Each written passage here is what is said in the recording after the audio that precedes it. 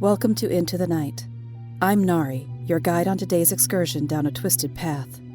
Be careful not to get lost. Be it dark or light, it's easy to lose your way. Are you ready?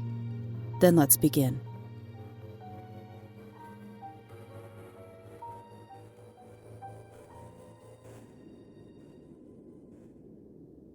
With a heavy heart.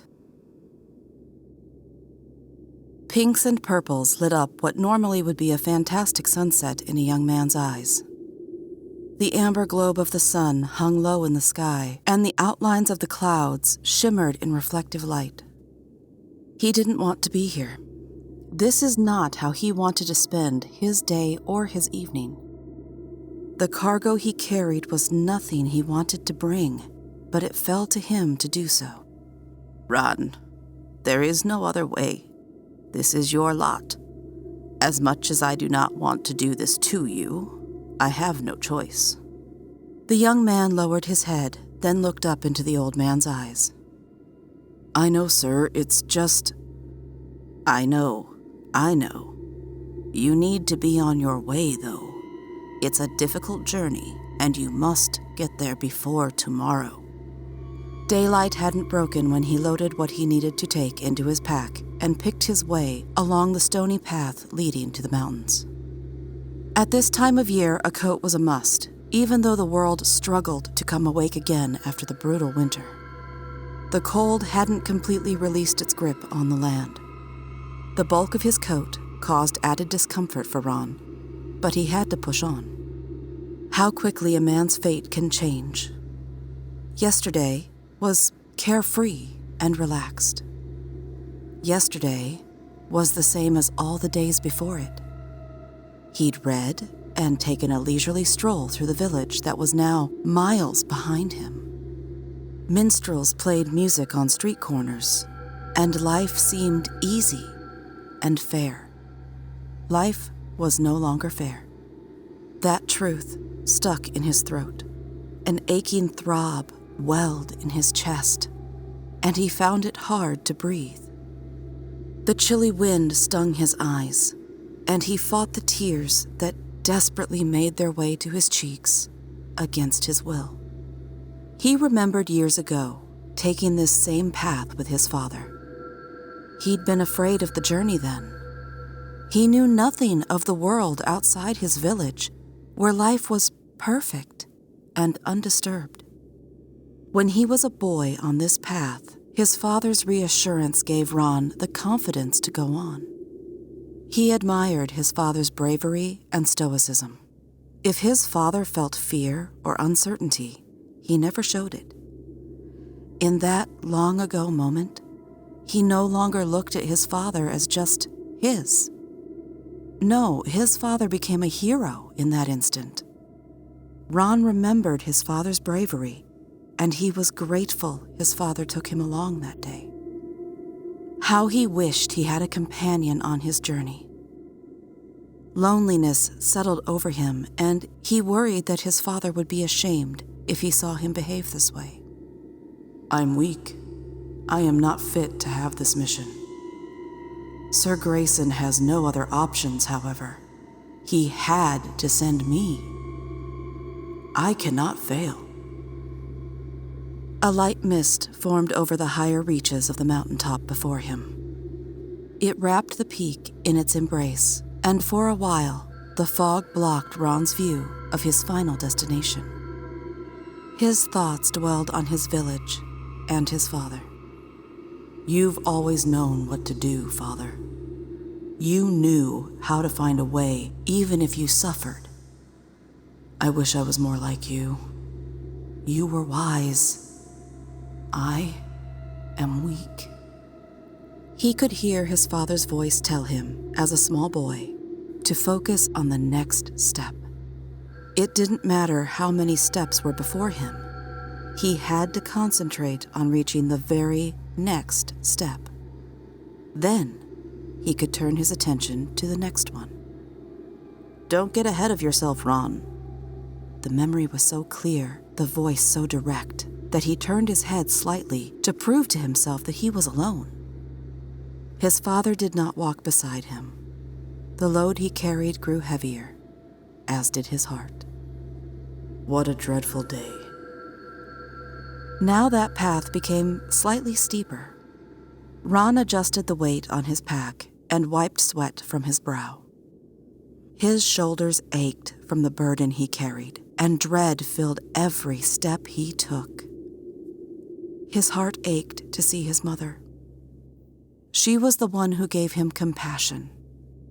His father taught him the importance of being strong.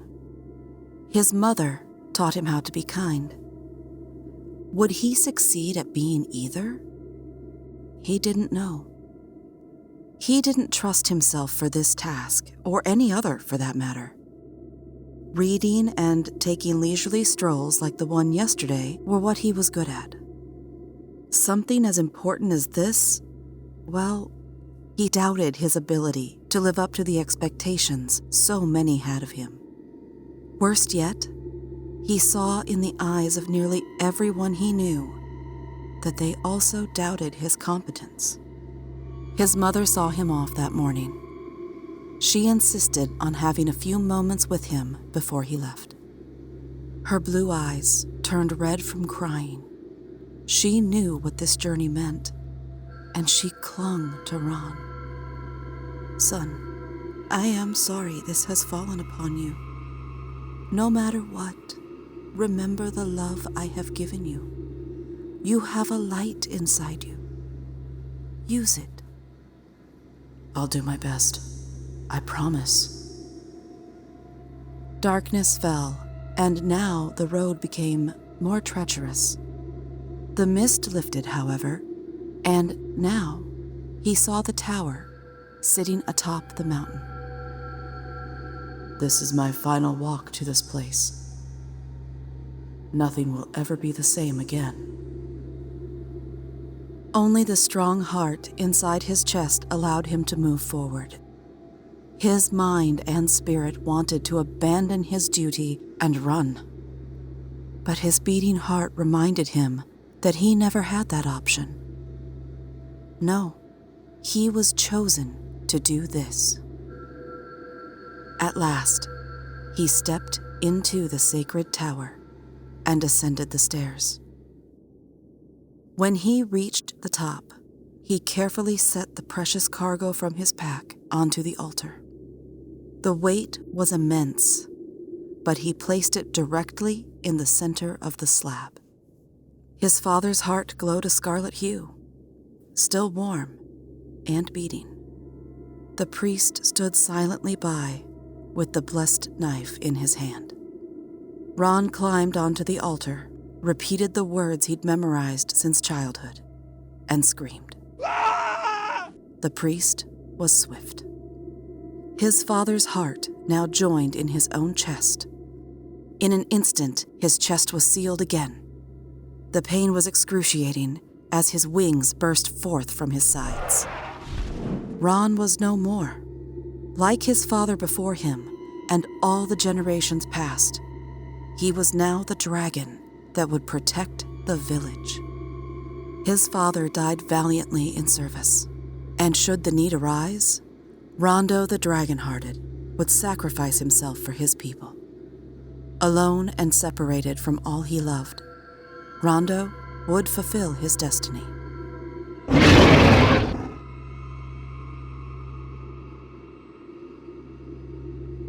A woman wiped a tear from her eye. "It's so very sad. I can feel this young man's anguish." "Yes, the artist captured the scene perfectly, did he not?" The director of the art gallery patted the woman's hand. She looked at him with weepy eyes. "Thank you so much for putting this on display. I've wanted to see this collection for many years." "Madam, it's my pleasure. The Early Earth collection is one of my personal favorites.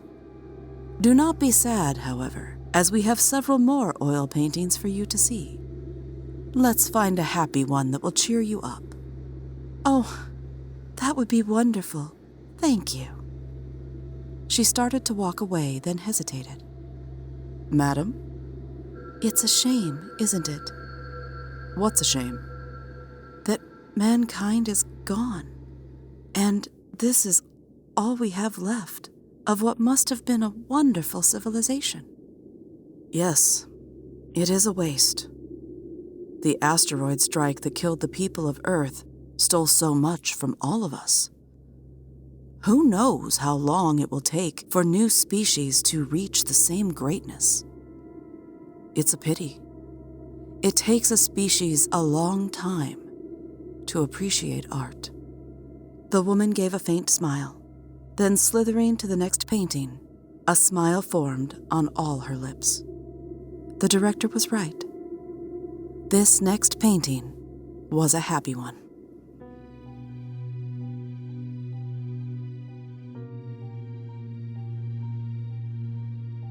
Thank you for joining me for Into the Night, an anthology series written by Caroline Giammanco, narration and sound design by Nari Kwak, theme music by Nico Rodriguez. All original music and editing in part provided by Flyboy Entertainment. You can find our links in the show notes. Please remember to like and subscribe, and if you enjoy what you hear, please leave us a 5-star review to help other excursionists to join us. You can find us on your favorite podcast directory. See you next time. And remember, whether in the shadows or in the daylight, all twisted paths take you into the night. Into the Night is a Creative Typo Entertainment production.